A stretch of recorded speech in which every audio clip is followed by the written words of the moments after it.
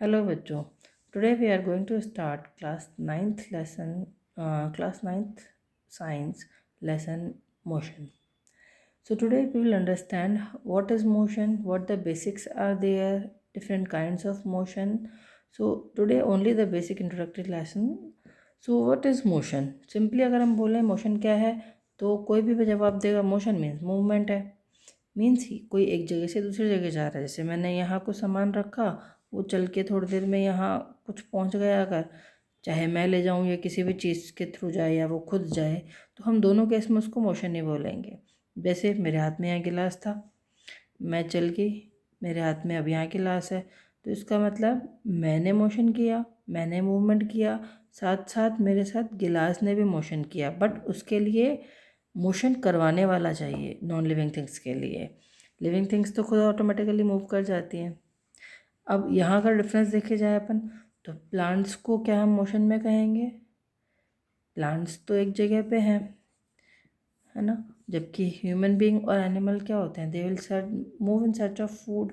तो प्लांट्स तो we can say stationery और रेस्ट मोशन पे, बिकॉज वो एक जगह से दूसरे के नहीं जा रहे हैं।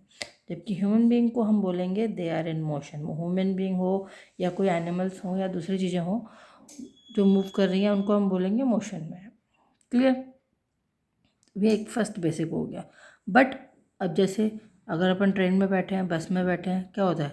हम ट्रेन में बैठे हैं और जो सामने अपने विंडो के साइड में ट्रीज होते हैं, तो वो अपन को क्या लगता है? पीछे जा रहे हैं, है ना। ट्रेन जिस साइड में जा रही है उससे अपोजिट डायरेक्शन में जा रहे हैं। बस में हम बैठे हैं, ऐसे ही बस में भी सेम फीलिंग आती है।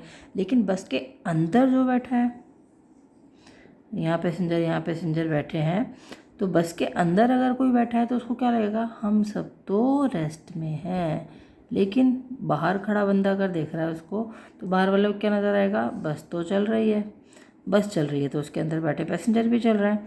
तो यहाँ रेस्ट और मोशन में बेसिक डिफरेंस समझना ज़रूरी है। किसके साथ अगर रिलेशन में समझेंगे अपन ये चीज़, कि कोई भी चीज़ रेस्ट में है या मोशन में है, वो कब हमें नज़र आएगी, वो डिपेंड करेगा हमारे ऊपर। अगर हम स्टेशनरी फेज में, हम रेस्ट में हैं और सामने वाली चीज़ ने पोजीशन चेंज कर ली, पोजीशन ए से पोजीशन बी पे आ गया, तो इसका मतलब वो मोशन में है।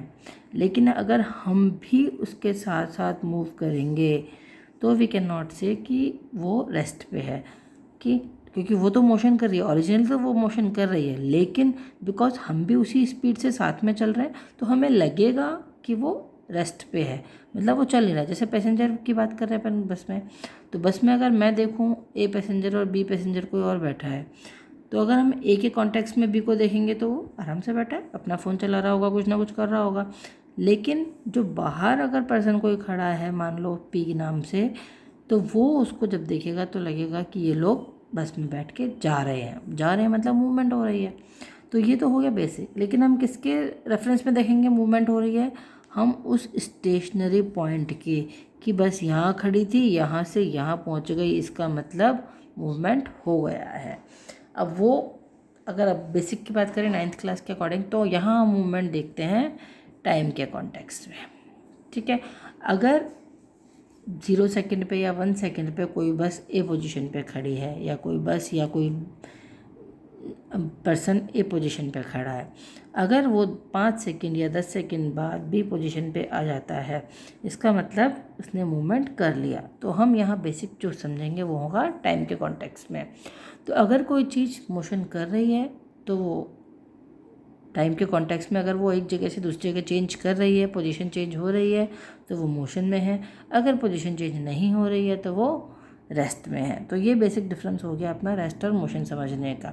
अब अगर चीज़ों में मोशन तो बहुत तरह का होता है, सिंपली जो हम स्टार्टिंग में लेंगे वो हम लेंगे 1D मोशन, या हम कह सकते हैं स्ट्रेट लाइन मोशन।